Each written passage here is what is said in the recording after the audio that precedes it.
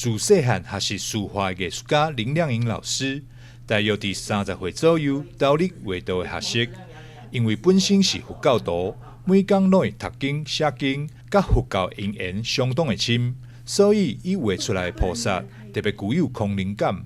作品深受真侪典藏家喜爱，但因为大多数的人感觉到佛画是一种信仰，所以互艺术家林亮英决定行出画室，积极参展，互更多人认识伊的作品。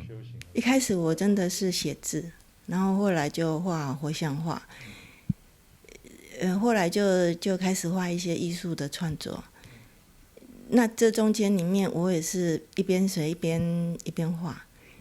然后后来发觉说，活像画其实就是一种信仰，它很容易被归类到一个传统工艺里面去，所以我就开始走出画室，去做一个全国性的比赛。那在这个比赛里面，我其实一开始是尝试啊，也无心插柳，然后后来就不断的得了很多大奖。那当然我的艺术创作也被看到了。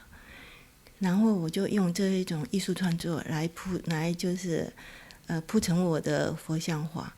难得是林亮英老师的创作《无界》系列，克利蒂姆和他护佑的儿女们。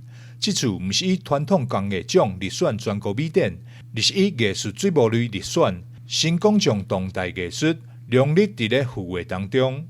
这几年来，我是更尝试把佛像画跟当代的人物结合在一起，让它有一种古今交融的感觉。那也产生了很多有趣跟诙谐的画面。那这次很不容易可以入选全国美展，不是以传统工艺而去入选的，而是以纯艺术的水墨类，然后参赛得了一个奖。那今年的7月到9月会在台中全国美术馆的全国美展上面来跟大家见面。不止7月份在台中国家美术馆的2022全国美展，7月8日到8月14在新营文化中心，也有一场迎风飘逸美展。在这也会当看到林亮英老师以及全国40位艺术家的创作，喜爱艺术的朋友千万唔通错过。台南新闻张硕维采访报道。